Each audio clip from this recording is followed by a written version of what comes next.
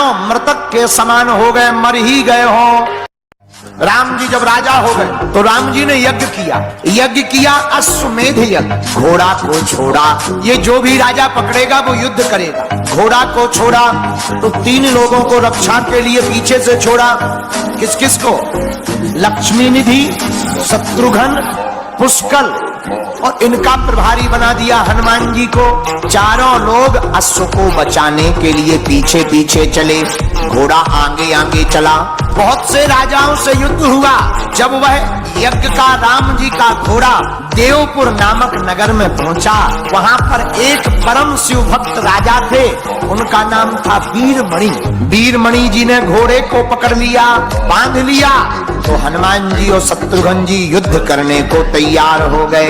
राजा भी युद्ध करने लगा, लेकिन राजा परम शिव भक्त था। उसने भगवान शंकर का आवाहन किया कि हे भोलेनाथ, आप हमारी तरफ से युद्ध करो। शंकर जी प्रकट हो गए। हर हर शत्रुघ्न जी का, लक्ष्मी निधि का, पुष्कल का और हनुमान जी का, चारों का युद्ध होने लगा। लेकिन शंकर जी उनसे कौन जीत सकता? शंकर जी ने एक एक करके सबको निपटाना शुरू कर दिया।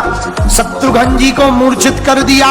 शत्रुघ्न, पुष्कल मानो मृतक के समान हो गए, मर ही गए हो। अब हनुमान जी से लड़ रहे शंकर जी।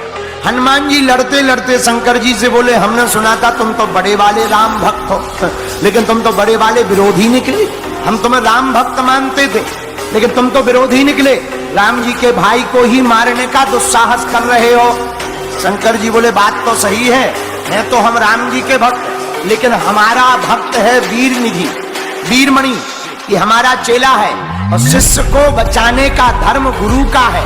हम भगवान हैं, ये हमारा भक्त है, तो हम भक्त की तरफ से लड़ रहे हैं। शंकर जी बोले, तुम लड़ो उनकी तरफ से, हम राम जी की तरफ से लड़ रहे हैं। अब हनुमान जी तो बहुत ज्यादा बलवान, शंकर जी भी कम नहीं है, लेकिन शंकर जी के ही रूप हनुमान जी को ज्यादा वरदान है। शंकर जी का रथ टूट गया, युद्ध के आयुध छुड़ा लिए।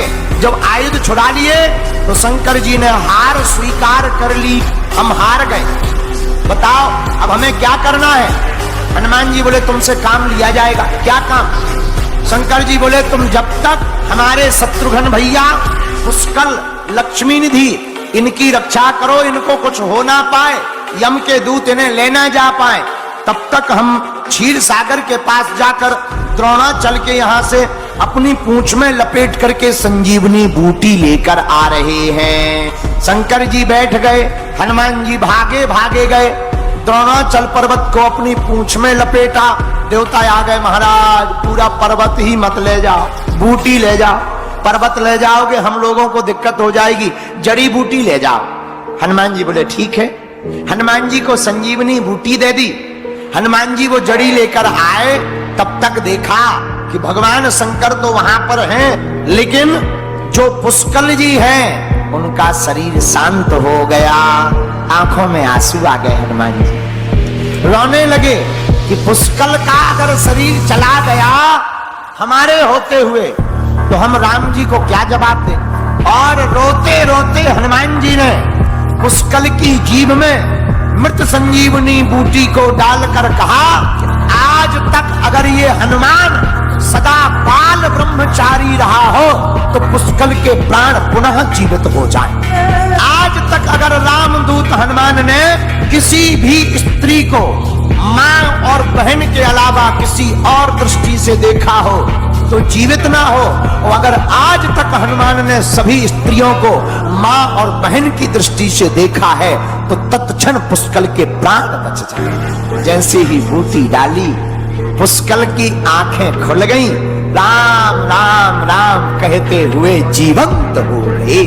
शंकर जी चौंक गए और शत्रुघ्न जी के मुख में बूटी को डालकर हनुमान जी ने कहा कि आज तक अगर हमने भगवान रघुनंदन के अलावा किसी और का धोखे से ध्यान किया हो तो शत्रुघ्न के प्राण ना बचे, और केवल अगर हमने राम प्रभु को चित्त में रखा हो और सच्ची भक्ति की हो तो शत्रुघ्न पुनः जीवित हो जाए। और देखते ही देखते शत्रुघ्न जी हा राम हा रघुनंदन कह करके उठ पड़े।